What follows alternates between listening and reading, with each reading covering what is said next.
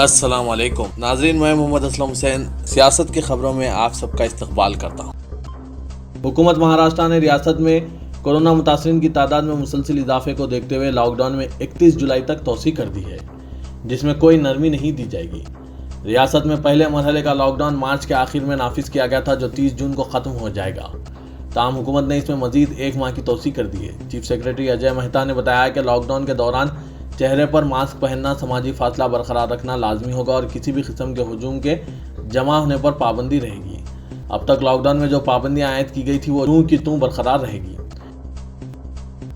वज़ीर-ए-आज़म नरेंद्र मोदी आज शाम यानी मंगल की शाम 4 बजे कौम से खिताब करेंगे। वज़ीर-ए-आज़म के दफ्तर से जारी करदा ट्विटर पैगाम में बताया गया है कि वज़ीर-ए-आज़म मोदी 30 जून शाम 4 बजे कौम से खिताब करेंगे। मुल्क में 25 मार्च को लॉकडाउन नाफिज करने का ऐलान करने के बाद से ये चौथी मरतबा है कि वज़ीर-ए-आज़म कौम से खिताब करेंगे। मरकज़ी हुकूमत की जानिब से अनलॉक का मरहला 2 जुलाई से शुरू हो रहा है। वज़ारत दाखिला ने आज इस सिलसिले में रहनुमाई खतूत जारी किए हैं। वज़ीर-ए-आज़म इस पर रोशनी डालेंगे। हुकूमत तमिलनाडु ने आज निस्फ शब से लॉकडाउन में 31 जुलाई तक तोसी का ऐलान किया है। चीफ मिनिस्टर के पलानीस्वामी ने तिब्बी माहिरीन के साथ एक इजलास के बाद बताया कि रियासत में कोरोना वायरस पर काबू पाने के लिए लॉकडाउन में तोसी करने का फैसला किया गया है। ताहम चेन्नई और 3 पड़ोसी अजला में 24 जून को जो सख्त पाबंदियां नाफिज की गई थी वो 5 जुलाई की निस्फ शब तक बरकरार रहेंगी। हुकूमत ने आज 59 मोबाइल ऐप्स पर पाबंदी आयद कर दी है, जिनमें चीन की टिकटॉक, शेयरचैट और वीचैट शामिल हैं। कौमी सलामती और हम आहंगी को खतरा बताते हुए वजारत इंफॉर्मेशन टेक्नोलॉजी ने अपने एक बयान में इन ऐप्स पर पाबंदी लगाने का ऐलान किया है। बयान में बताया गया है कि इन ऐप्स के गलत इस्तेमाल की कई इत्तलात सामने आई हैं और इनके जरिए इस्तेमाल कुनिंदा के डाटा का सरखा किया जा रहा है। मुल्क की सलामती और दिफा के लिए खतरा बनने वाले अफराद की जानिब से इन ऐप्स के इस्तेमाल को रोकने के लिए इन पर पाबंदी लगाई गई है। बयान में बताया गया कि वजारत दाखिला के तमाम काम करने वाले Indian cyber crime coordination centre ने भी इन ऐप्स पर पाबंदी लगाने की सिफारिश की थी। सुप्रीम कोर्ट ने आज वजारत दाखिला से 35 ममालिक से 2500 से ज़्यादा शहरियों के वीज़े से मुतालिक इसका मौक़िफ़ वाज़ेह करने की हिदायत दी है, जिन्हें तबलीगी जमात की सरगर्मियों में मुबैना मुलविस होने के इल्ज़ाम में 10 साल के लिए ब्लैक लिस्ट किया गया है। अदालत बाला ने मरकज़ से कहा कि वो इस बात की भी इत्तला दें कि क्या वीज़ा मनसूख करने से पहले इन बाशिंदों को नोटिस के ज़रिए इसकी इत्तला दी गई थी। Justice M Khanwilkar, justice Dinesh Maheshwari और जस्टिस संजीव खन्ना पर मुश्तमिल बेंच ने ब्लैक लिस्ट किए जाने के खिलाफ गैर मुल्की बाशिंदों की जानिब से दाखिल करदा दरख्वास्तों को वीडियो कॉन्फ्रेंस के जरिए समाअत किया और हुकूमत से कहा कि वो इसके सवालात का जवाब 2 जुलाई तक दाखिल करें। समाअत के दौरान सुप्रीम कोर्ट की डिवीजन बेंच ने सॉलिसिटर जनरल से सवाल किया कि तबलीगी अरकान का वीज़ा मनसूख कर दिया गया है तो वो सब हिंदुस्तान में क्यों हैं। सॉलिसिटर जनरल ने अदालत के पूछे गए सवालात का जवाब देने के लिए 2 हफ्तों का वक्त तलब किया था। ताहम अदालत ने इन्हें सिर्फ 2 जुलाई तक का वक्त दिया। पेट्रोल और डीजल की कीमत आज एक नई बुलंदी पर पहुंच गई। गुज़िश्ता 22 दिनों के दरमियान इसकी कीमत में 11 रुपये 14 पैसे फी लीटर का इजाफा हुआ है। पेट्रोलियम कंपनियों ने आज एक मरतबा फिर पेट्रोल की कीमत में 5 पैसे और डीजल की कीमत में 13 पैसे का इजाफा किया है। इसके बाद दिल्ली में पेट्रोल की कीमत 80 रुपये 43 पैसे फी लीटर और डीजल की कीमत 80 रुपये 53 पैसे फी लीटर हो गई है। मुंबई में पेट्रोल की कीमत 87 रुपये 14 पैसे और डीजल की कीमत 87 रुपये 19 पैसे तक जा पहुंची है। कांग्रेस सदर सोनिया गांधी का कहना है कि मरकजी हुकूमत मार्च से आज तक की तेल पर बढ़ाई गई एक्साइज ड्यूटी को वापस ले और इसका फायदा हिंदुस्तान के बाशिंदों को दिया जाए। कांग्रेस सदर सोनिया गांधी ने speak up against fuel hike मुहिम के तहत मरकज की मोदी हुकूमत को तनकीद का निशाना बनाया। सोनिया गांधी ने कहा कि हिंदुस्तान में कोरोना वबा के दरमियान पेट्रोल और डीजल की बढ़ती कीमतों ने मुल्क के बाशिंदों का जीना महाल कर दिया है।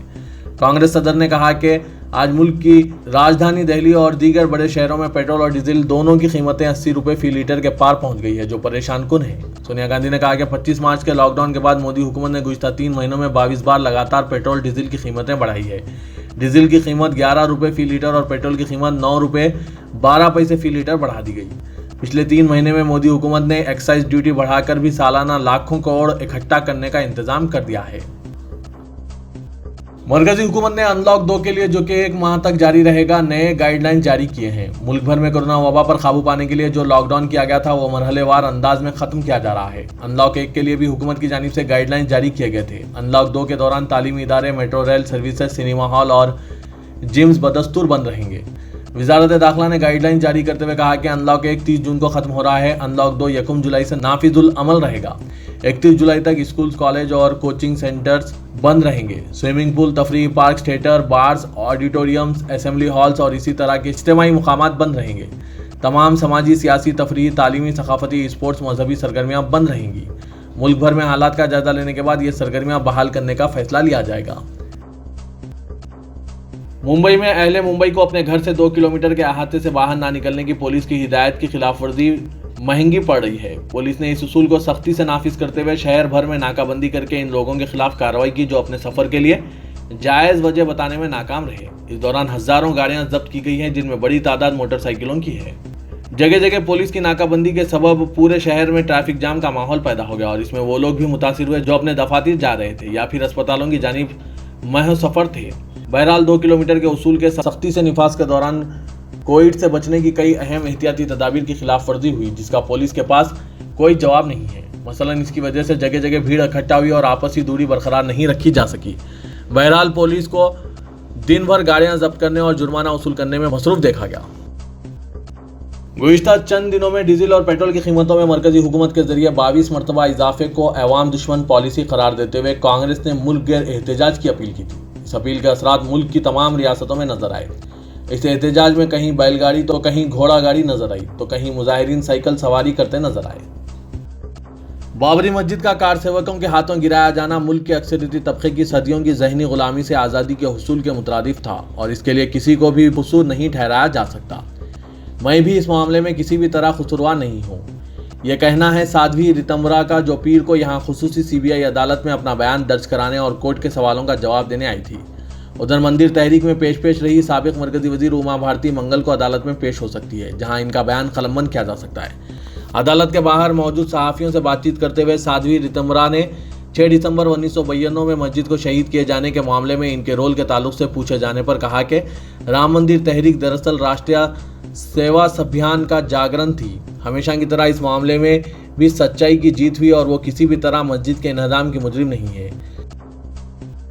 कौमी दारुल हुकूमत दिल्ली समेत मुल्क भर में तेजी से कोरोना वायरस फैल रहा है और मरीजों की तादाद में भी रोज बरोज इजाफा बढ़ता ही जा रहा है। ताहम जरूरत के तहत कोरोना के कांटों पर जिंदगी भी चल रही है। चुनांचे अब शाही जामा मस्जिद दिल्ली को भी आम लोगों के लिए खोलने की तैयारी की जा रही है। शाही जामा मस्जिद 4 जुलाई से आम नमाजियों के लिए खोल दी जाएगी। यही नहीं बल्कि फतेहपुरी शाही जामा मस्जिद को भी 4 जुलाई से आम नमाजियों के लिए खोल दिया जाएगा।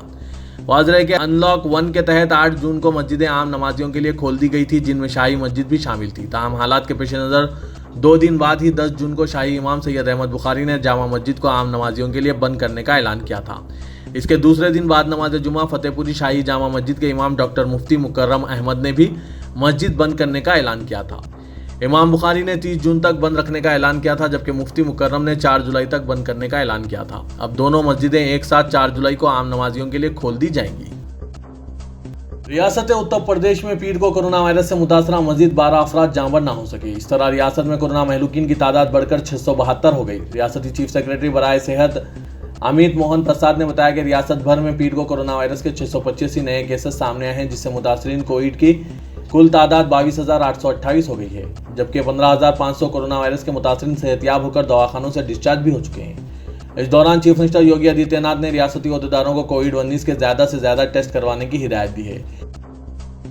ईरान ने अमेरिकी सदर डोनाल्ड ट्रंप और दीगर अहम अमेरिकी सियासी और फौजी जिम्मेदारान की गिरफ्तारी के लिए इंटरपोल से रुजू किया है। इंटरपोल ने यह कहते हुए ईरान की दरख्वास्त मुस्तरद कर दी कि वो इस पर गौर नहीं कर रहा है, जिसके बाद अमेरिकी सदर की गिरफ्तारी का इम्कान नहीं है।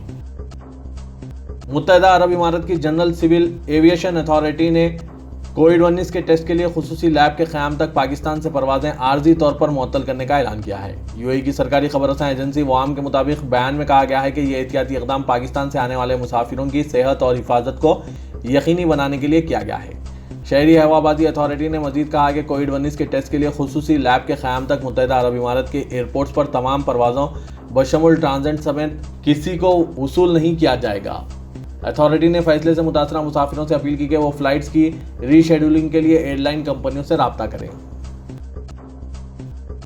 तेलंगाना के वजीर सेहत इटला राजेंद्र ने कहा कि 30 जून से रियासत में बड़े पैमाने पर कोरोना टेस्ट किए जाएंगे। कोरोना की अलामत पाए जाने वाले अफराद से सैंपल हासिल करने की मुहिम शुरू की जाएगी।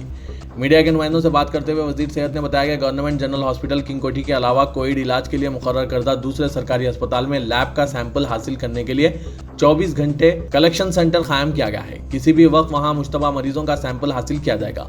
वजीर सेहत ने कहा कि ऐसे अफराद जिन्हें कोरोना वायरस से मुतासिर होने का शुबा है, इन्हें गवर्नमेंट हॉस्पिटल किंग कोठी, फीवर हॉस्पिटल या उस्मानिया जनरल हॉस्पिटल से रुजू होना चाहिए, जहां टेस्ट के लिए सैंपल हासिल किया जाएगा। टेस्ट का नतीजा पॉजिटिव आने की सूरत में मरीज की सेहत के एतबार से इन्हें गांधी हॉस्पिटल में शरीक किया जाएगा या फिर होम आइसोलेशन में रहने की सलाह दी जाएगी। वजीर सेहत ने अवाम से अपील की कि वो कोरोना के सिलसिले में खौफ व दहशत का शिकार न हो। अवाम तेजी से रूबा सेहत हो रहे हैं। उन्होंने कहा कि बड़ी उम्र के अफराद और ऐसे मरीज जो दीगर मर्ज में मुब्तला हैं, इन्हें सख्त चौकसी की जरूरत है। तेलंगाना के वज़ीर दाखिला मोहम्मद महमूद अली को कोरोना के इलाज के सिलसिले में शहर के कॉर्पोरेट हॉस्पिटल में शरीक किया गया है। बताया जाता है कि कल शाम वज़ीर दाखिला की तबीयत बिगड़ने पर डॉक्टरों की टीम ने मुआयना किया और कोरोना अलामत पाए जाने पर हॉस्पिटल मुंतकली का मशवरा दिया। महमूद अली के अलावा इनके पोतरे मोहम्मद फुरकान अहमद भी कोरोना पॉजिटिव पाए गए हैं। दोनों को अपोलो हॉस्पिटल मुंतकिल कर दिया गया है, जहाँ माहिर डॉक्टर्स की निगरानी में इलाज जारी है। डॉक्टर्स ने बताया कि दोनों की सेहत मुस्तहकिम है और जल्द ही वो सेहतयाब हो जाएंगे। वज़ीर दाखिला के फर्जंद मोहम्मद आजम अली खुर्रम में कोरोना अलामत पाए जाने पर इन्हें होम क्वारंटाइन किया गया। आज रात इनको भी अपोलो हॉस्पिटल मुंतकिल कर दिया गया। वाज़ेह के चंद दिन कबल वज़ीर दाखिला के सिक्योरिटी अमले के 5 अरकान में कोरोना पॉजिटिव पाया गया था। इसके बावजूद महमूद अली ने हरिता हरम प्रोग्राम में शिरकत की। वज़ीर दाखिला के स्टाफ को होम क्वारंटाइन किया गया है। वाज़ेह के हाल ही में TRS के 3 अरकान असेंबली भी कोरोना से मुतासिर हो चुके हैं। रियासत तेलंगाना में कोरोना वायरस का फैलाव लगभग यकसा रफ्तार से जारी है। खासतौर पर ग्रेटर हैदराबाद म्यूनसिपल कॉर्पोरेशन का इलाका हॉटस्पॉट बना हुआ है। पीर को जारी करदा सरकारी मीडिया बुलेटिन के मुताबिक 975 नए पॉजिटिव केसेस सामने आए और 6 अमवात दर्ज की गई। जुमला 2648 नमूनों की जांच की गई। इनमें से 1673 मनफी पाए गए। बुलेटिन के मुताबिक GHMC एरिया में 861 नए कोरोना केसेस नमूदार हुए, जबकि दूसरा नंबर रंगारेड्डी का है, जिसमें 40 केसेस पॉजिटिव आए हैं। पीर को 410 कोरोना मरीज सेहतयाब हुए और इनको दवाखानों से डिस्चार्ज कर दिया गया। मजमूई तौर पर रियासत में 15,354 कोरोना मरीज मौजूद हैं। हिंदुस्तान की पहली कोरोना वायरस कोविड-19 वैक्सीन कोवैक्सीन को DCGI की मंजूरी हासिल हुई है कि इसे इंसानों पर आजमाया जाए। ह्यूमन ट्रायल्स का आगाज जुलाई 2020 में मुतवक्के है। ये वैक्सीन हैदराबाद की फर्म भारत बायोटेक ने तैयार की है। इसके लिए मरहला अव्वल और मरहला दुव्वम के ह्यूमन क्लिनिकल ट्रायल्स की मंजूरी हासिल की गई है। ट्रायल्स हिंदुस्तान भर में शुरू किए जाएंगे। इस वैक्सीन की तैयारी Indian council of medical research और नेशनल इंस्टीट्यूट ऑफ वायरोलॉजी के साथ इश्तराक में की गई है। एमसेट इम्तिहान में हिस्सा लेने वाले उम्मीदवारों के लिए लाजमी करार दिया गया है कि वो आरोग्य सेतु ऐप डाउनलोड करें और अपनी सेहत के बारे में हुक्काम को वाकिफ करवाएं। एमसेट इम्तिहान 6 ता 9 जुलाई मुकर्रर है और हुक्काम ने कोरोना केसेस में इजाफे के पेश नज़र उम्मीदवारों के लिए सेहत के बारे में इत्तला को लाजमी करार दिया है। ऐसे उम्मीदवार जिनके पास स्मार्टफोन की सहूलत नहीं है, इन्हें सेल्फ डिक्लेरेशन पर साइन करना होगा, जिसमें इस बात का इजहार किया जाएगा कि वो कोविड-19 पॉजिटिव नहीं है। रुकन पार्लियामेंट हैदराबाद व सदर मजलिस इत्तेहादुल मुस्लिमीन असदुद्दीन ओवैसी ने कहा है कि आंजानी वज़ीर आज़म PV नरसिम्हा राव ना माहिर मुआशियात थे और ना ही समाजी इस्लाहकार थे। असदुद्दीन ओवैसी ने ऐसे वक्त अपना ये बयान दिया जबकि तेलंगाना के वज़ीर आला के चंद्रशेखर राव ने आंजानी वज़ीर आज़म PV नरसिम्हा राव की सदी तकारीब के मौके पर हुकूमत हिंद से आंजानी वज़ीर आज़म के लिए भारत रत्न का मुतालबा किया और हैदराबाद सेंट्रल यूनिवर्सिटी को इनके नाम से मौसूम करने का मुतालबा किया है। ओवैसी ने अपने ट्वीट में कहा कि PV नरसिम्हा राव ना माहिर मुआशियात थे और ना ही समाजी इस्लाहकार थे, बल्कि वो हिंदुस्तान की मक्कार सियासत और कांग्रेस के मजमूम नुमाइंदा थे। इनकी सताइश नहीं की जा सकती। ओवैसी ने कहा कि मजलिस इत्तेहादुल मुस्लिमीन की जानिब से साबिक में भी नरसिम्हा राव की मजम्मत की जा चुकी है। आंजानी वज़ीर आज़म को चाहे कोई भी अवार्ड क्यों ना दिया जाए, लेकिन तारीख PV नरसिम्हा राव को हमेशा इस बात के लिए याद रखेगी कि उन्होंने बहैसियत वज़ीर आज़म बाबरी मस्जिद के इन्हदाम को नहीं रोका था, बल्कि उन्होंने मस्जिद के मुकाम पर मंदिर की तामीर की भी इजाज़त दी। ओवैसी ने अपने ट्वीट में मशहूर दानिश्वर व स्कॉलर AG नूरानी का हवाला देते हुए कहा कि PV नरसिम्हा राव हिंदुस्तान के पहले BJP के वज़ीर आज़म थे।